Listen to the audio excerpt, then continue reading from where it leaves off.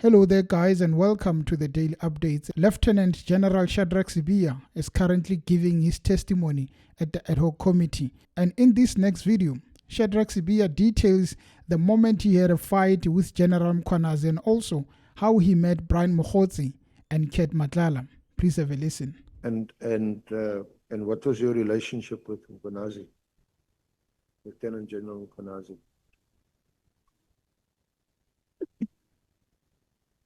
I must say, I've had a good working relationship with General Mkhwanazi for years. And there was no issue at all. The only issue came just after the arrest of AKA. It came just after the arrest of AKA. I participated in the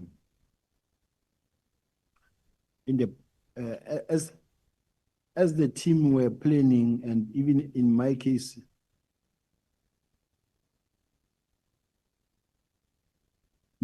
okay, Honorable Ngola. Thank you, Chair, and apologies for doing this. The General is talking about an arrest of AKA. I'm not sure if should we take it that automatically he's referring to the arrest of the alleged murderers of AKA. So maybe if that can be, we don't want to assume that he's talking about what we think he's talking about, because he's referring to an arrest of AKA. Or whether he assumes that we all know what AKA.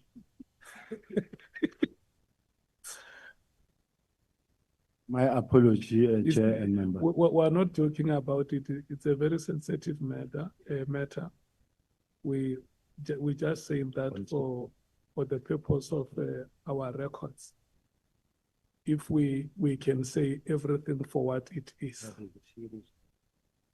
Yeah. Thank you, Chair, and my apology, honorable members. That is where the difference between myself and General Mkhwanazi came in, and it was not meant to be a big issue. After the arrest of those that were involved, now we were somewhere in Cape Town with in an operation. It was Minister Kele then, but the minister came.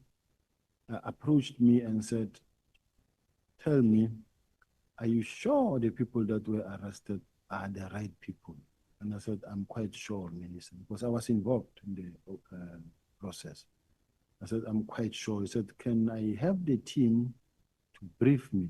Because I am the one who is going to be asked also in other forums, especially the media." I said, "That can be arranged, Minister. Let me arrange it right away." I then contacted the province. Now, in contacting the province, I contacted the Deputy Provincial Commissioner of KZN. Yes, it is indeed true that I was supposed to actually contact the Provincial Commissioner as the Provincial Commissioner of KZN. But I contacted the Deputy Provincial Commissioner simply because of we have been having a good relationship with General Mkhwanazi. I never thought he will actually make a big issue out of it. The main reason was, normally when I contact him, you find that he is busy in a meeting. He's chairing a meeting. And normally when he chairs a meeting, either his phone is on silent or is with someone else. Then I would then call the next person who I think can assist. The process, the intention was just to try and make sure that there's not going to be any delay. Now, and I said, "Can you please arrange with the team members and also inform the provincial commissioner?" That was General Mogotsi at the province. General Mogotsi later came to me and said, "Hey, General, can you please call the PC yourself because he's not impressed?" I said, "Okay." And I called the PC with all the confidence that I had because I knew we had the relationship, me and him. And then when he responded, he was fuming. He was very angry. And he said, "La, Sibiya, General, you are not going to phone my province and order my people around. And I said, whoa, whoa, General, we are not fighting. Nobody's fighting, please. Let's not go there. He says, you call my people here and you instruct them, you tell them that the minister must, they must come to head office and I don't know about that thing. I said, don't know. General, I'm apologizing, but I just wanted to carry out the instruction. He said, no member is going to Pretoria. No one is going there. I don't report to politicians. That is what he said. He said, but when he said, you go tell the minister that I say, I also didn't take it kind that, but we are all trained members of the South African police service, and we grew up within the discipline of the police. And from a student, you get trained who must salute who must stand up when who comes in, who must actually salute, who must greet who how. Now, the way he's heavy and talking to me in an aggressive manner, his tone was very heavy. I didn't take it kind myself. Then I said, but General, when you order me now and say I must go tell the minister that you are ordering me around now, and in fact, it wasn't meant to be like that. I'm your senior for you to talk to me the way. Then he said, oh, I don't know where you're coming with this thing of you being a senior. Then he dropped the phone. Then he followed me with a very long message that tells me that he's appointed in terms of the Constitution, and then I'm appointed in terms of the police regulation, and then he's responsible for policing in KZN. From now onwards, you've got nothing to do with KZN. And now I'm being banned by the provincial commissioner to operate in KZN when in fact I'm operating nationally. When you call meetings to discuss the project at head office, his people are not there. KZN is beginning to suffer. The project are not there. The cash in transit people want to know. Cash in transit is high in KZN. We've got hitmen in KZN. We've got drugs at the harbors. We've got a lot of crime. We've got the people burning the trucks. We've got a number of issues that were happening in KZN, and yet we need to intervene from head office, and then there's no relationship. So KZN was suffering. So it was a question of we need to fix this relationship so that at least crime does not suffer. That is how it happened. Is that your reference to what you say in paragraph 111 of your statement, page 34?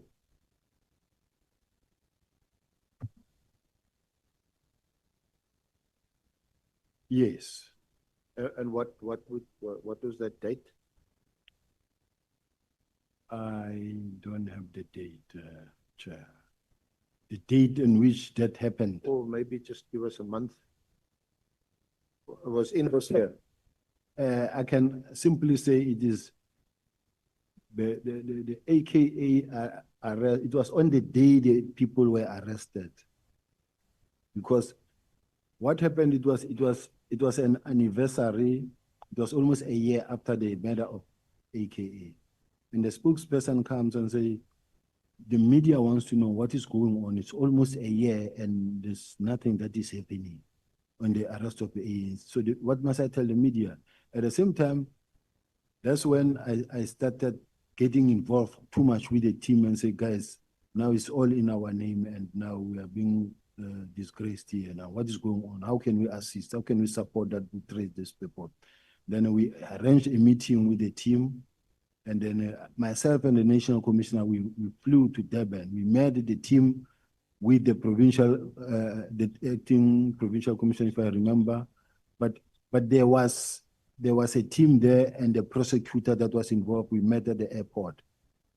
And then we agreed that they will actually arrest because we knew where the people are and who was involved. And they agreed they were going to arrest, and they arrested. So, can you recall whether this was before or after a meeting that both of you had, also with the minister present? That was it in May this year? No, that one of AKA, it was more of, it was Minister Kele. Sorry? It was Minister Kele at that time. Yeah. And this other one of May, it was Minister Senzo Mkhunu. Yeah, I'm talking about that meeting. What about, yes, Chair?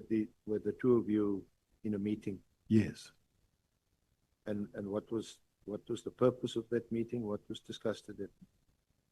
The minister really, I saw a message, an email that was sent to me. An email that was sent to us.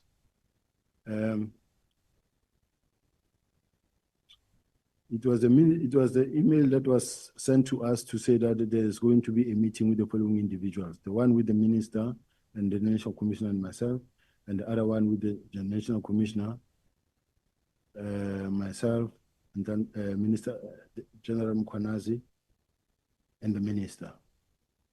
And in that meeting, the minister actually opened the meeting, and he indicated the purpose for the meeting, and that we as senior managers, if we really don't find a way of resolving our challenges or our issues, it is South Africans that suffer. And then he would want us to find a way to resolve whatever issues that exist. And then we were okay with the meeting. We shook hands with General Mkhwanazi. We saluted. We left after the meeting. On the 4th, the Friday before the 6th of July, I got a call. The National Commissioner sent me to Parliament. I was on my way to Parliament to go and represent the National Commissioner this side. I got a call from General Mkhwanazi. And then he said to me, "Hello, boss, you called me boss on that day." He said, "Hello, boss, will you be attending will you be coming to Durban?" I said, "Yes, General, I will be there." And then he said, "Ubo Chopel," he said, "You must let me know, because you are the senior manager of the South African Police Service. I must know when you are in the province, because you will have a puncture and the next thing you won't know what happened to you." I said, "No, General, I will let you know." And then I didn't let him know though, but I went to Durban.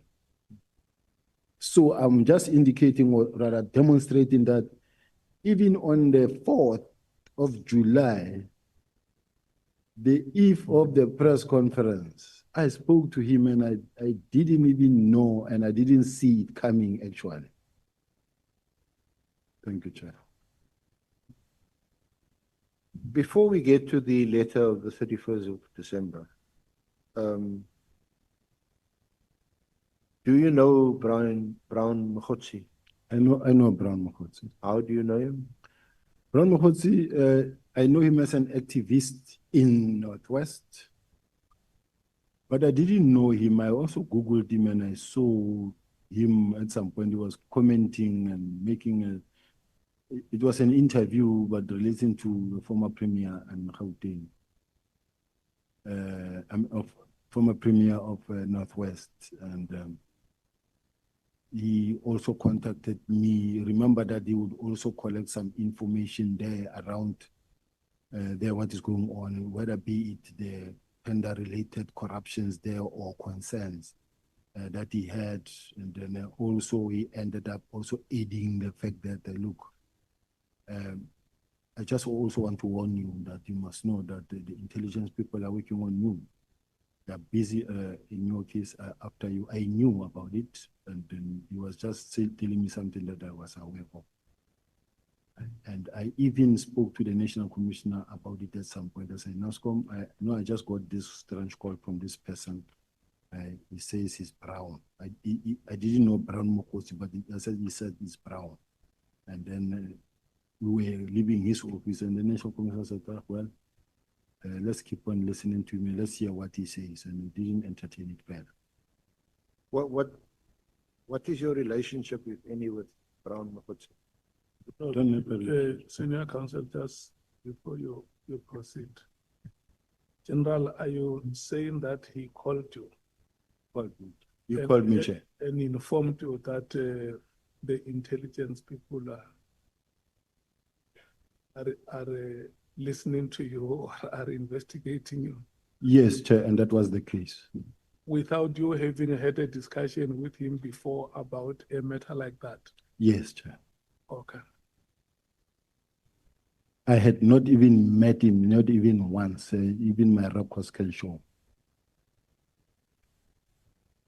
But he phoned you, He did call me. so his phone will show that. His phone will show that he phoned you. Yes, the record can indicate that. The records are there, they should be there. So how does he get your number? I mean, no, a senior person like you in the police, I'm sure a lot of our citizens would want to phone higher up sometimes when they're frustrated because a crime is not being addressed or followed up or solved, and then they want to phone higher up. Now, you don't know this guy. Counsel, I don't know this guy. I never contacted him before, and you do get it because at this level, you get calls from citizens of this country, and they will tell you that I'm so and so. I've been given your number by so and so and so and so. Sometimes another one will call and say, "How can I get this person?" And then they will phone around. Ultimately, they'll come across your number. Even the ministers, they do get calls from people they least expected from. So he must have gotten your number from a third party or some people. That's correct. Counsel. And there's nothing unusual about that, you say? It happens all the time, Counsel. And he also gave you some information that, you know, some people are after you, words to that effect. That's correct, Chair. So he's peddles information If the council put it that way. of a political nature. If the council put it that way, that he will call you and tell you that, hey, Chief, be careful, 1, 2, 3, 4 is happening. And then mine is to see how I deal with this information. Okay. And did you ever meet him in person? Yes, twice. When was that and where? The very first time when we went to operate in KZ in Durban, January 8th, we were there on official duties. On? Official duties. Yeah. And then he called and said, "Will you be in Cape Town?" I said, "Yes, I will be there, sir. I will be working." He said, "I'll come greet you because we are going there." I said, "It's fine." And then he did come to the hotel where I was at that time. And he came, greeted me, it was during breakfast, and he left in town. And where was that? Which hotel was that? In Cape Town? Yeah, in Cape Town, in town. But it's one of the Southern Sun hotels. Was that with the January 8th? Yes. Yeah. So he was here. Were you also here for the party celebrations on January 8th? No, I was here on official duties. The top management of the police will be here to run the operations. We are all here, all of us. So you will get people that you know. I met a lot that I know, and we will greet each other when we met. I had the issue of the Camps Bay, but in Camps Bay, it was actually a friend of mine, Malusi Zondo, that I met at Camps Bay Tiger's Mill. They were there also eating, and I said, "Okay, I'll come and see you, Mkhwanazi," and then greeted and we left. But why would you give audience to someone you don't know? He must have some kind of influence to access you directly and even to have breakfast with you. Not many people who don't. No, I can't say really, Chair. I don't have any reason to say, no, I can't see you. You're talking to a person over the phone all the time, you're talking to the person over the phone, and then he tells you and says, will you be there? And I say, yes. I say, I'll come and greet you. I say, it's okay. To me, I didn't see anything wrong. But he must have dropped a name or two to persuade you to meet him for breakfast.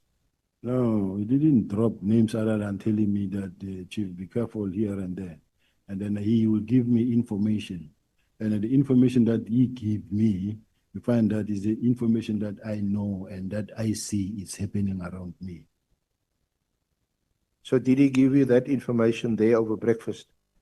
No, all the time when we speak, some people you want to avoid, but some people you cannot avoid, because if someone gives you something that you know you may need, you listen to him as and when he calls. So how many calls did he make to you, more or less? You said you mentioned you spoke to him all the time. Yeah, at that time it wasn't that many times, but he's the kind of a person that I never really deliberately, so I never wanted to block him. I deal with information, and then there's no way I will block him. I will listen to him every time he calls, because you block the person, the next thing this was the person who was going to save you for one or other reasons. I need that information. So you must have found him to be at least very interesting and someone who's worth listening to, because the information that he was giving you strikes you as stuff that you knew or knew of. And so you were curious, how does this guy know all these things? You see, my job, Chair and honorable members, I deal with information, I work with information, I work with crime, I deal with crime. I have to get information from all over the country, and whatever information that I get to me helps me. So again, so how many times more or less did he phone you? How many times more or less did he meet you? Was the Cape Town breakfast meeting on January 8th or wherever it was, on the eve of January 8th, was that the only time you He met me only once here in Cape Town. And even when he left, he forgot to pay. And then so he peddles information and he must pay for it. No, he forgot to pay, and then he said to me, "Hey, I forgot to pay there. Can you pay?" I didn't agree to pay, because I didn't know that I was going to have a guest that I must pay breakfast for. Yeah. So I didn't pay. He then said he had to come and pay. So he's some guy.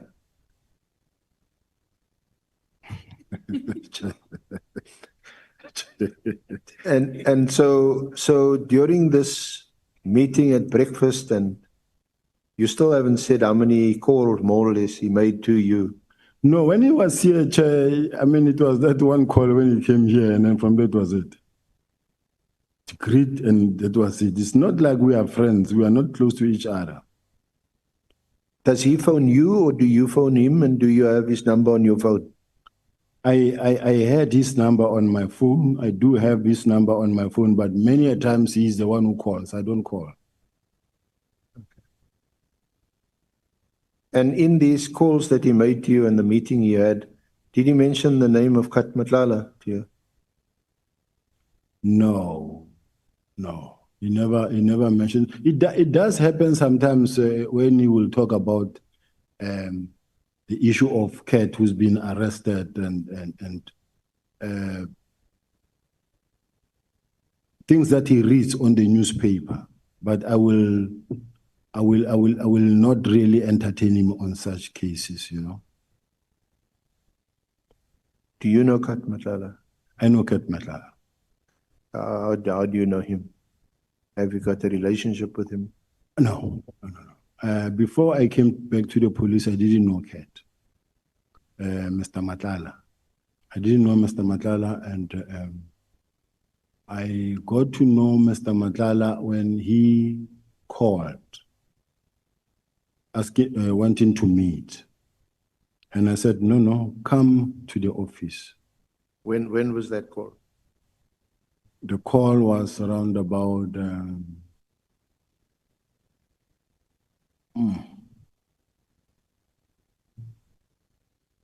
I can't remember exactly, but I do have the bundle where when they wanted to have a meeting with the lawyer, because they did came. I don't know with my legal team whether we did put. I have it, Chair. If we can maybe like during lunch or after, just produce the paperwork. Unless Can you look at what this is? This is annexed to. Thank you, Maria. This is at pages 203 to 205 to your statement. It's not 203, 205.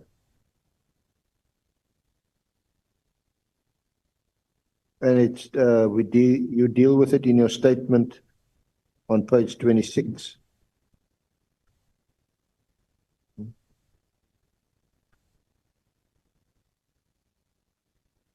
Where you say, I know Mkhwanazi Matala as a service provider of the SAPS. Paragraph 28, page 28. Page 26. 26. Paragraph 81.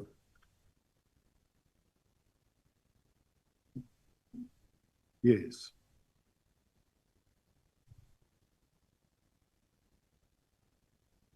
Do you want to read from there, or do you want to? Yes, I do know Mkhwanazi Matala as a service provider of the South African Police Service. He's well known in the South African Police because he was at the time running a hospital at a subs college. As far as I know, he was awarded a healthcare contract at the police. I, however, do not know exactly the detail of the contract because that's between supply chain and it's in another division. And then during about February 2024, when I was acting National Commissioner, Mr. Matala set up an appointment to visit me at my office. On his visit, Mr. Matala complained that he has been awarded the tender, but he was not allowed to use the facility and thus not able to deliver in terms of the tender agreement. He also finished me with a letter.